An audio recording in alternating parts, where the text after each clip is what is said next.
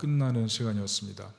우리 교회 협력 목사님이 저를 찾아오셨습니다. 그리고 저와 심도 있는 대화를 했습니다.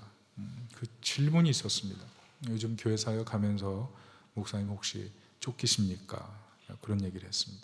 왜냐하면 자신이 볼 때 좀 예민해진 것 같다는 거죠. 그래서 한 2시간 정도 파헤치는 그런 시간을 가져봤습니다. 그리고 발견했던 것은 제 안에 제가 잘 직면하지 못했던 깊은 내면의 상처들이 있어서 그것이 목회 사역 가운데 또 성도를 사랑하는 그 모습에 제대로 드러나지 못하고 있다는 그런 것들을 발견하게 됐습니다. 상처라는 것, 그게 무서운 겁니다. 인간관계를 막고 심지어 하나님과의 관계도 막을 수 있는 것, 그게 상처입니다. 과거에 교회에서 받았던 상처, 사람에게 받았던 상처, 그게 나로 하여금 하나님을 더 사랑하고 하나님 앞에 헌신하고 찬양하는 것까지 막아버립니다. 여러분, 이제 오늘 추수감사절인데 어떤 분은 입술에서 감사가 잘 나오지 못하는 분들도 있을 겁니다. 마음에 중첩된 상처, 감사하지 못하게 만드는 이유가 됩니다. 더불어서 번아웃까지 끌어가는 심각한 문제가 될 수가 있습니다. 제가 아는 어떤 목사님이 작년에 공황장애를 앓고 응급실에 들어갔습니다. 설교하다가 쓰러졌습니다. 그리고 올해도 공황장애가 와서 또다시 호흡을 고르는 그런 어려운 일들이 있었습니다. 저는 잘 몰랐어요. 이게 곁에 있었기 때문에 그런 문제가 있는지 몰랐는데 고백하더라고요. 생각했답니다. 우리 교회는 은혜로운데 왜 내가 이렇지? 그 교회는 숲속에 있거든요. 전원교회예요. 굉장히 아름다운 숲속에 있습니다. 내가 이렇게 좋은 환경에서 왜 이러지? 이런 고민했다는 거죠. 그리고 이렇게 전원교회지만 매주마다 새 가족이 들어오는 이런 교회에서 내가 다른 교회에 비하면 호사를 누리고 있는 건데 왜 이러지? 그러면서 이제 하나님 앞에 묻기 시작한 거예요. 하나님 어떻게 된 겁니까? 그러면서 기도하는데 하나님께서 마음속에 말씀 주시기를 야, 교만하지 마. 너가 목회하는 것 아니야. 그리고 새 가족들이 들어오는 거 그것도 네가 한 게 아니야. 하나님께서 맡기신다는 뜻이죠. 그때 깨달았다는 거죠. 내가 염려가 없고 걱정이 없는 줄 알았더니 사실 내가 하나님보다 앞서서 더 많이 걱정하고 있구나. 하나님께 신뢰하고 하나님께 맡기고 있다고 하지만 사실은 내가 하나님보다 앞서서 그 문제를 해결하려고 아둥바둥 하다 보니까 완전히 번아웃 됐구나. 지쳐버렸구나. 목회 내가 하는 건 아닌데 새 가족이 들어오는 거 그거 내가 하는 것 아닌데 내가 교만했구나. 이걸 깨달았다는 것입니다. 그래서 사모님에게 말씀을 했대요. 여보, 하나님께서 이렇게 말씀하셨어. 하나님이 나의 교만함을 보게 하셨어. 그랬더니 사모님이 그랬대요. 이제 알았어? 이렇게. 무슨 말이에요? 사모님은 당신이 하나님보다 앞서서 그렇게 나가는 것이 눈에 보였다는 거죠. 교만하게 보였고 하나님께 돌이켜야 될 부분이 있다는 것을 알고 기도했다는 거죠. 번아웃. 이게 참 생기면 좋지 않은 건데 이상하게 우리 일상생활에 보면 도처에 믿는 사람이나 믿지 않는 사람이나 이 번아웃을 경험합니다. 강남 세브란스 소화기 내과 명의인 박효진 교수님이 조사를 했습니다. 국내 44개 의료기관의 222명의 소화기 내과 전문의들에게 통계를 냈습니다. 어떤 어려움이 있습니까? 그랬더니 근골격계 통증 경험 89.6%, 소화기계 증상, 이분들 다 소화기 내과 의사예요. 근데 증상 53.6%, 적어도 반은 소화가 안 되고 체하고 이런 증상이 있다는 거죠. 그리고 정신과적 증상 68.9%, 그리고 번아웃 64.4%, 그리고 전체 한 95%가 일상생활에서 엄청난 스트레스로 괴롭다는 겁니다. 여러분, 우리 좀 궁금하잖아요. 보통 사람보다 더 똑똑하고 보통 사람보다 돈을 더 많이 벌면 스트레스가 없어야 되잖아요. 그런데 그렇지 않더라는 거죠. 돈 많이 벌고 다른 사람보다 더 아는 게 많은데 더 힘들다는 겁니다. 특별히 의사 같은 경우에는 위계 질서가 중요하고 실수가 용납이 안 되고 기준과 질서가 명확하고 시간 엄수 이런 것들이 굉장히 중요하죠. 왜? 사람 살리는 일이니까. 분초를 다투는 거잖아요. 잘못하면 사람 죽으니까. 그러니까 몇 배 스트레스가 있더라. 뿐만 아니라 의사가 되고 나서부터가 아니고 사실은 대학 입시부터 시작해가지고 또 학과 공부부터 그 인턴, 레지던트 또 개업한 이후에는 엄청난 대출. 뭐 보통 우리 뭐 소시민들은 뭐 1억, 2억, 뭐 몇 억 대출하지만 이분들은 막 10억, 20억 이렇게 대출하잖아요. 그러니까 이게 스트레스가 되는 거예요. 또 공부 열심히 했기 때문에 자녀들도 공부를 열심히 시켜야 된다는 어떤 엄청난 교육열, 그것으로 생각보다 엄청난 스트레스를 경험하고 있다. 사실 의사가 누구예요? 사람 살리는 사람, 누군가를 살리는 사람. 그러나 정작 누군가를 살리기 위해서 자신은 돌아보지 못하고 번아웃 되는 경우가 많더라. 근데 이게 사실 우리 모두의 문제 아닙니까? 일정한 꿈과 소망이 다 있지만 정작 자신은 돌보지 못한 채 쓰러지고 아픈 것. 왜 그럽니까? 사실은 희망이 없기 때문에 그래요. 더 잘 될 수 있다. 여기에 대한 스트레스, 미래가 불안하고 막막하고 안 될 것 같으니까 여유가 없고 자유가 없는 거죠. 어느 대학교 심리학과에서 실험을 했답니다. 2개의 물통을 준비하고 물을 가득 채웠어요. 그리고 양쪽에 쥐를 한 마리씩 집어넣었답니다. 그런데 한쪽은 뚜껑을 닫고 한쪽은 뚜껑을 열어놓고 어떻게 됐을까요? 본능적으로 쥐가 들어가자마자 헤엄치기 시작했는데 뚜껑을 닫은 쪽은 정확히 4분 지나서 헤엄치기를 포기하고 죽더랍니다. 그런데 뚜껑을 열어놓은 곳에 있는 쥐는 36시간 동안 헤엄을 치고 실험이 끝날 때까지 살아있다는 거죠. 그러면서 그런 얘기를 합니다. 절망한 쥐는 죽고 희망을 버리지 않은 쥐는 살았다. 희망의 중요성. 근데 오늘 시대에 우리들이 지치는 이유가 뭐냐면 희망이 잘 안 보이는 거예요. 3포, 5포, 7포, 뭐 결혼, 출산, 연애, 집, 경력, 희망, 취미, 인간관계 하나씩 계속 포기하고 나가는 시대. 그만큼 미래가 안 보인다는 거죠. 특별히 일본의 뭐 히키코모리라 그래서 뭐 집안에 틀어박혀 사는 사람들이 있잖아요. 100만 뭐 된다 그러는데 우리나라도 청소년 이후 19세부터인가요? 그리고 40세 이하까지 19만 명 히키코모리랍니다. 그리고 전 세대를 통합하면 한 50만 명 정도가 히키코모리를 겪고 있대요. 더 놀라운 사실은 뭐냐면 여성이 히키코모리를 앓는 비율이 남자보다 2배랍니다. 72.3%. 더 놀라운 것은 이 히키코모리를 앓고 있는 대부분의 여성들이 4년제 대학을 졸업한 여성들이라는 거죠. 이유는 다 알 수가 없어요. 그러나 분명한 것은 누군가 비교하고 있는 겁니다. 세상에 유일한 난데, 독특한 난데, 특별한 난데 남들과 비교하면서 염려하고 두려움에 빠져서 살아갈 힘을 잃어버린 상태. 어떤 여배우가 그런 고백을 하더라고요. 자신은 어릴 때부터 부모에게 돌봄받지 못했다. 용돈 받아본 적도 없다. 너무 가난해서. 그래서 이대로 살면 죽을 것 같더라. 그래서 그때부터 한 게 뭐냐면 내가 나의 엄마가 되기로 했다. 잘 씻겨주고 잘 먹이고 엄마가 하는 것처럼 자신에게 그렇게 했다는 거예요. 왜냐하면 누구도 사실 이분을 응원해 준 사람이 없었다는 거죠. 가정 안에서 응원받지 못한다는 거죠. 우리 인생을 살면서 가족 안에서 또 친구 안에서 사회 안에서 응원받지 못한 채 그렇게 매일 살아내는 그런 삶을 반복하면 어떻게 되겠습니까? 지치죠. 지쳐요. 특별히 기성세대는 어떻습니까? 나이가 들면서 뭐 더 즐거워집니까? 편안해집니까? 외적으로 환경은 좀 좋아지는 것 같아도 나이가 들면서 느끼는 게 뭐냐면 정신은 더 명료해지거든요. 정신은 더 또렷해져요. 그런데 육체는 점점 약해집니다. 주름살 늘고 흰머리 늘어나고 어떤 분 만났더니 40대인데 벌써 은퇴 생각하고 50대 만났더니 불안해서 죽을 것 같고 자살 충동 생긴대요. 60대 되면 어떻게 됩니까? 사람들이 자신을 볼 때 옛날 그 젊을 때로 보지 않고 이제는 퇴물로 바라보기 시작한다는 거죠. 쓸모없는 존재처럼 그런 시선을 느끼면서 인생을 살아가는 게 굉장히 어렵다는 거죠. 어렵다는. 저도 어릴 때 정말 철딱선이 없었는데 어떻게 보면 지금도 그런 모습들이 있거든요. 근데 우리 아이들 벌써 다 크고 아이들처럼 놀아보고 싶은데 아이들이 안 놀아주기도 하고 언제 이렇게 나이 들었나 싶어요.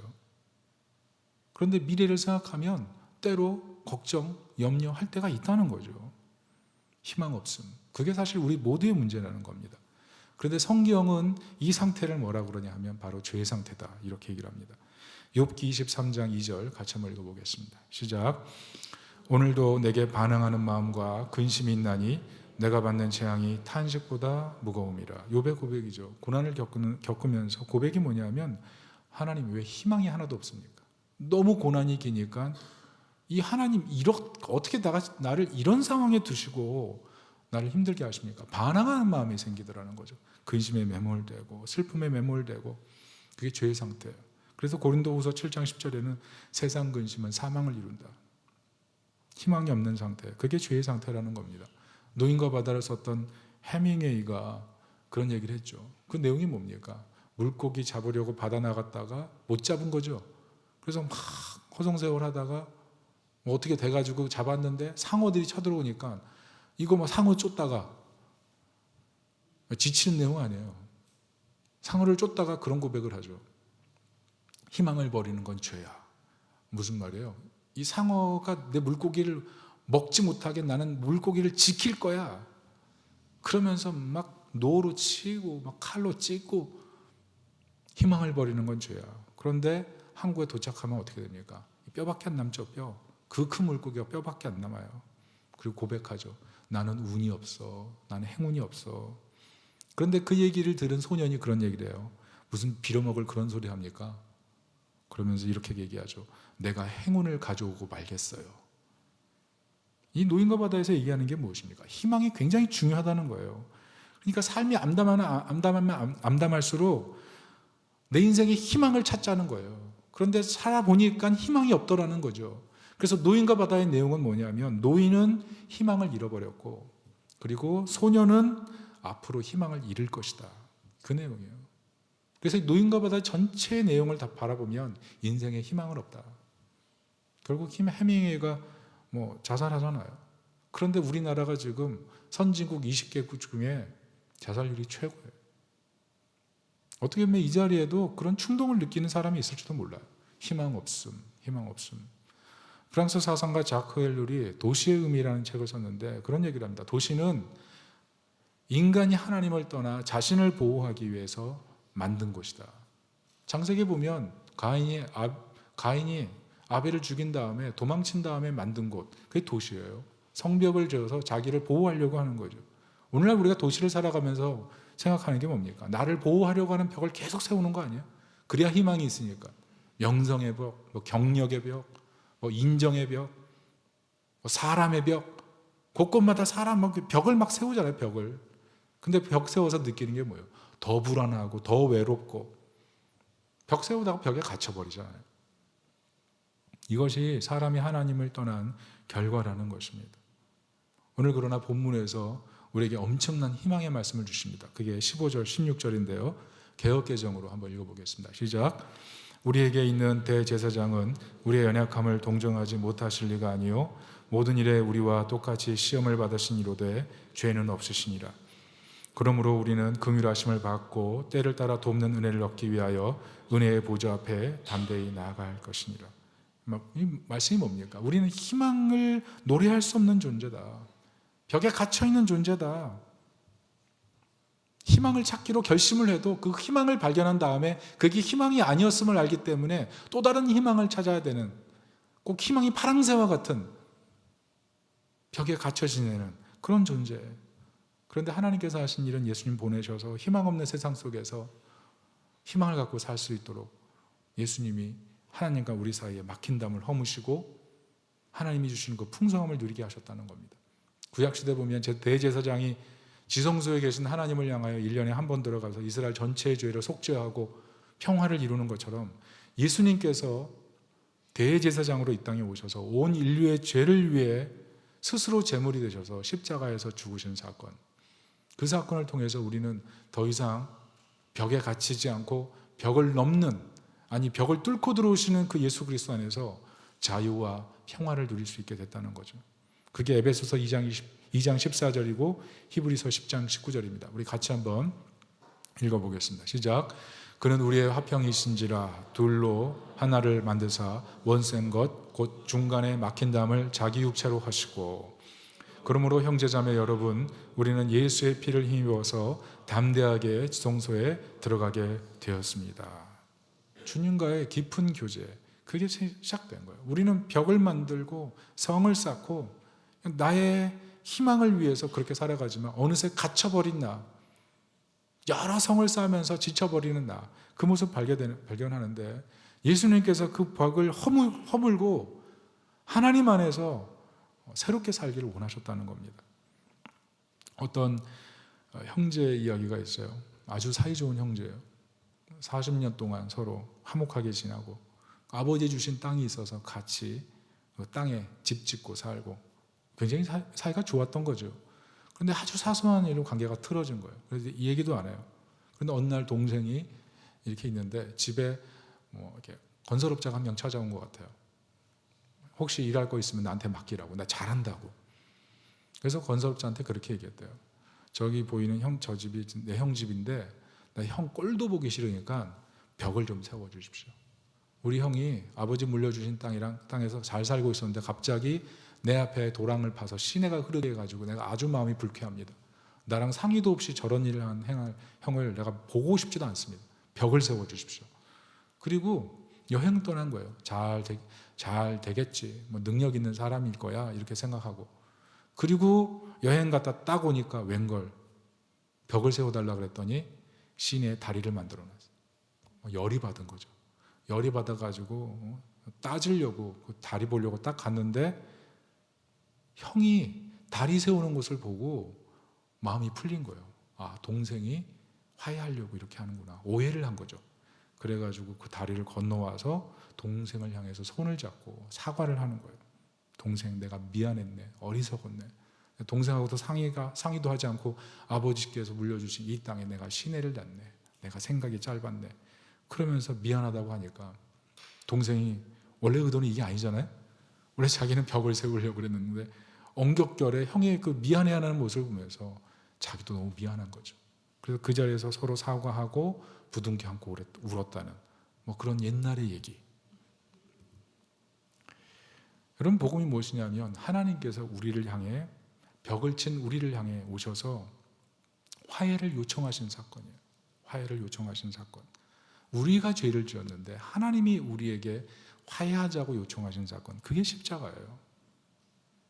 십자가라는 다리를 만나서 그 십자가의 다리 앞에서 이게 넘어오라고 말씀하시는, 아니 그 다리를 넘어서 우리의 삶에 찾아오셔서 내가 내 아들을 너희를 위해 희생했으니 너희는 더 이상 막힌 담 속에 살 이유가 없다고, 벽을 허물고 나와 함께 지내자고. 그게 바로 하나님의 초대라는 거죠. 여러분, 십자가 아시죠? 온몸이 예수님 어떻게 됩니까? 채찍에 맞아가지고 성한 곳 하나도 없잖아요.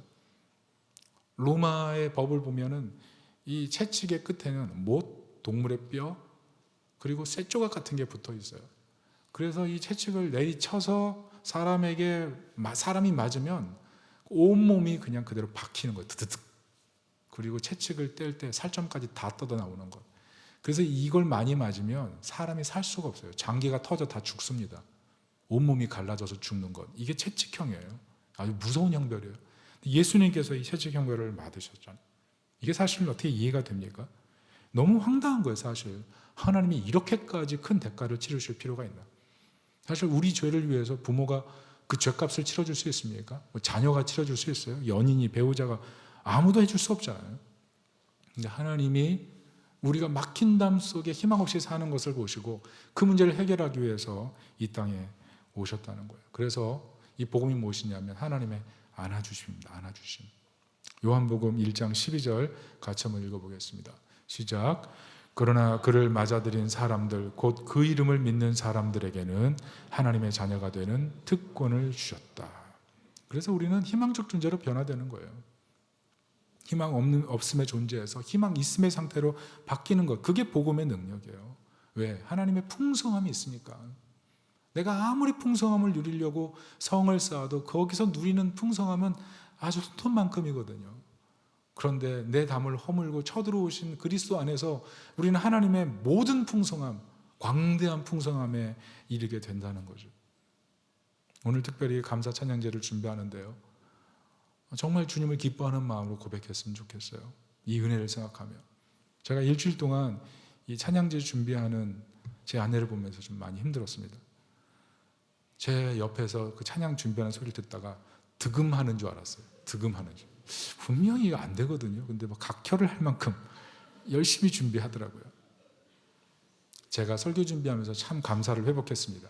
하나님이 이런 소리도 받아주시는구나. 여러분, 저는 오늘 찬양을 드리면서 절대로 실망하지 않겠습니다. 여러분 생각해 보세요. 죄인이 어떻게 하나님을 찬양할 수 있습니까? 아니, 미워하고 원수의 노랫소리를 어떻게 귀 기울일 수 있어요? 그런데 하나님께서 우리의 찬양을 들으실 때 그리스도의 찬양으로 받아주세요. 하늘의 천군 천사보다 더 아름다운 그리스도의 찬양으로 한 사람 한 사람을 바라보면서 그 찬양의 소리를 들으면서 감당할 수 없는 기쁨으로 그 찬양을 받아주시는 것, 그게 찬양이에요. 개그우먼 박미선 씨가 아버지를 안락사했더라고요. 너무 고통이 심하니까 병원에서 오더를 내려서 따라서 안락사했어요.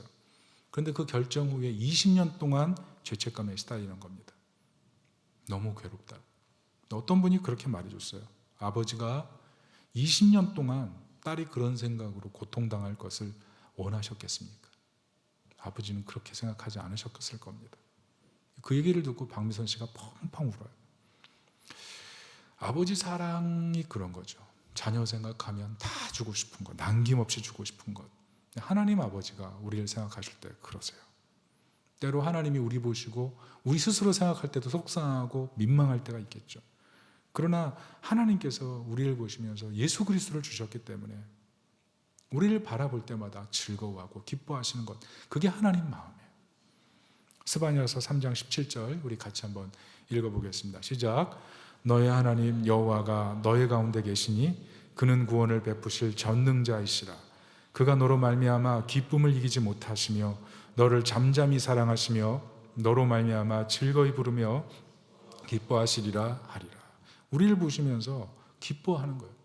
그러니까 우리가 찬양할 이유가 있죠. 우리를 이렇게 즐거워하시는데 우리가 자녀들 바라보면서 때로 막 콧노래가 나오잖아요. 집에 들어가면서 가족들 볼 거 생각하면 마음이 막 두근거리잖아요. 근데 하나님이 우리를 그렇게 생각하세요. 때로 인생을 살면서 부당해 보이는 고난, 그것 때문에 실망한 분도 있었을 겁니다. 근데 C.S. 루이스가 그런 얘기를 해요. 이분이 50 넘어서 결혼했잖아요. 부인은 이혼한 사람이었죠. 너무 사랑해서 결혼했는데 C.S. 루이스가 그래서 자녀가 없습니다. 부인의 자녀만 있어요. 그런데 이 아내가 암에 걸려가지고 어느 날 하나님 데려가셨어요. C.S. 루이스가 늦게 하나님 만났거든요. 그리고 기독교 저작을 통해서 자기가 믿은 예수 그리스도를 영국 사회에 엄청나게 알렸어요. 기독교의 대변증가면 C.S. 루이스입니다. 그런데 하나님이 나의 사랑하는 것, 가장 사랑하는 것을 가져간 그 순간 C.S. 루이스도 기독교 변증가지면 왜 하나님 왜 이 곡 100밖에 안 나왔다는 거예요. 그리고 어느 날 이렇게 글을 썼대요. 주님이 답을 알려주시지 않는 이유, 그것은 바로 주님이 답이기 때문입니다. 주님의 얼굴 앞에서 질문은 잦아듭니다. 이보다 충분한 답은 없습니다. 주님의 그 안아주심, 그것을 어느 순간 경험한 거죠. 이 고민한 문제 때문에 하나님 앞에 한치 앞에서 나갈 수 없는데 어느 순간 하나님의 임재를 경험하고 주님의 영광을 본 순간 깨달은 거죠. 아, 주님이 답이구나. 주님의 그 풍성하고 광대하고 너무나 놀라운 것을 바라보는 그 순간에 더 이상 질문조차 할 수가 없었던 거죠. 나는 내 마음에 벽을 치고 이렇게 그 안에서 남은 그 희망마저 지켜보려고 했는데 그 벽을 뚫고 오신 하나님의 그 놀라운 사랑 앞에서 그냥 이제는 다 주님이 답이시군요. 인생에 답이 안 보일 때가 얼마나 많습니까? 그러나 주님을 만나면 영원한 희망이 시작되는 거예요. 그래서 담대함으로 그 희망을 주시는 주님 앞에 나아가는 것, 그게 우리의 모습이 되어야 된다는 겁니다. 예레미야 29장 11절 잘 아는 말씀인데요, 우리 같이 한번 읽어보겠습니다. 시작. 여호와의 말씀이니라. 너희를 향한 나의 생각을 내가 아나니 평안이요 재앙이 아니니라. 너에게 미래와 희망을 주는 것이니라. 우리가 희망을 가질 수밖에 없는 이유, 감사할 수밖에 없는 이유, 주님의 약속이에요. 우리에게 희망 주기 원하세요. 그래서 아들까지 희생하면서 우리가 희망으로 살길 원하는 거예요. 분명히 세상을 살다 보면 희망이 안 보일 때가 있습니다. 내가 만든 성 안에서만 희망을 누리려고 해도 그 희망 자체가 보이지 않을 때가 그러나 그때마다 기억하세요. 우리를 위해서 이 땅에 오신 그리스도가 우리 인류 전체를 위하여 희망의 선물로 존재하신다는 사실. 한국사 강의하시는 일타 강사 계시죠. 전한길 씨. 이분 간증하는 거 잠깐 들었더니 이분이 과거에 돈을 어마어마하게 벌었더라고요. 얼마나 돈을 많이 벌었는지 이렇게 자루로 막 들고 다녔나 봐요. 현금이 막 숫에 쌓여가지고 감당할 수 없으니까 이렇게 해가지고 은행에 딱 갖다 주면 몇 번 하니까 은행원이 의심을 한 거죠. 불법으로 취득한 거 아닌가? 그래서 경찰에 신고까지 당하고. 그렇게 돈을 많이 벌었대요. 돈을 쌓아놓고 살았는데 돈이 많으니까 뭐 하겠습니까? 그때부터 뭐 부업을 조금씩 한 거예요. 그래서 100명 직원을 둔 그 기업체를 운영하고 또 자기 책을 출간하는 그런 출판사를 만들고 다 운영했는데 어느 순간 싹 걷어갔더니 싹 아무것도 남기지 않고 그리고 남은 것은 덩그러니 23억의 빚.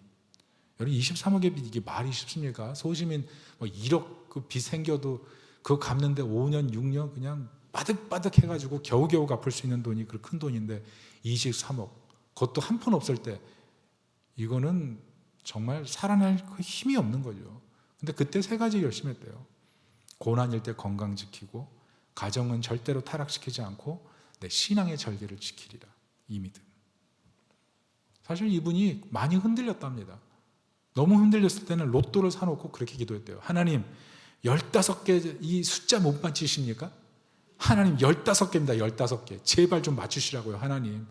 막 하나님한테 대들고 얼마나 힘들었으면 그랬겠어요. 그런데 기도하면서 깨달았대요.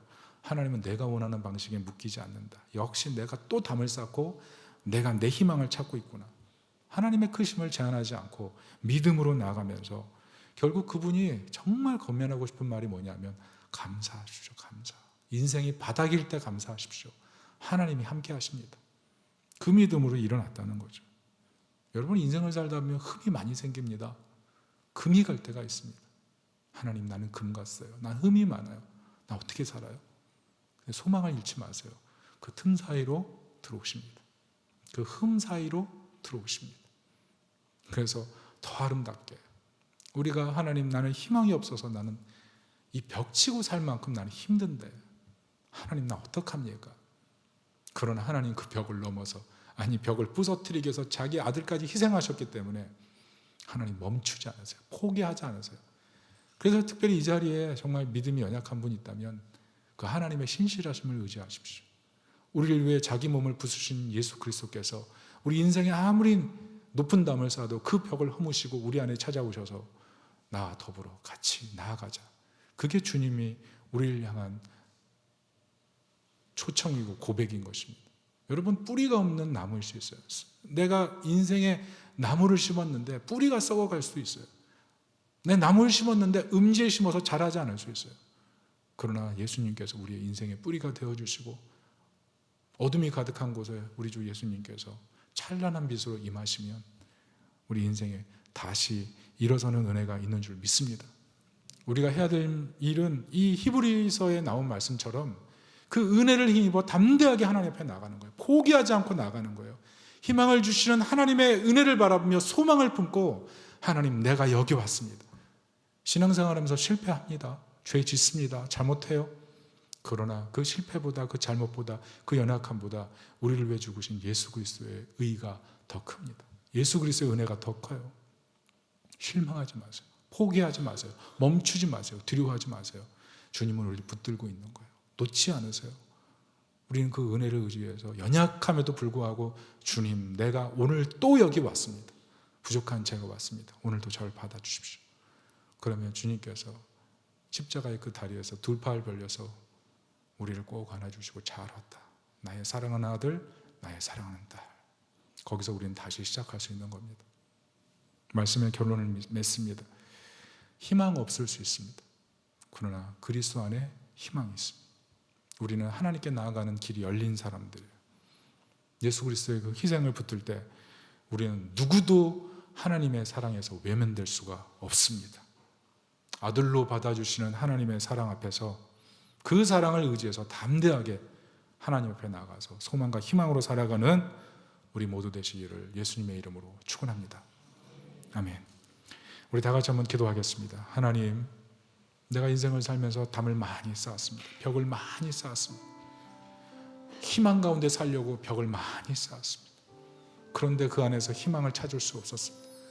그 안에서 도리어 갇혀서 답답하고 괴롭고, 하나님, 난 여로를 찾지 못하는 것 같습니다. 그러나 기억하십시오. 틈으로 들어오십니다. 벽을 깨트리고 들어오십니다. 우리의 벽보다 더 높으신 하나님께서 우리의 삶에 찾아오셔서 우리에게 말씀하십니다. 내가 너와 함께하길 원한다. 너를 구원하기 위해 내 아들까지 희생했다.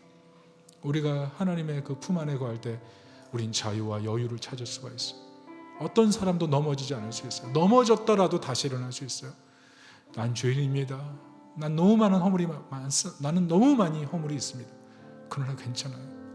예수님이 우리 죄를 위해 죽으시고 그 은혜를 붙들고 있는 사람은 하나님이 특별히 감찰하시고 영원히 받아주시는 사랑의 넉넉함이 있어요.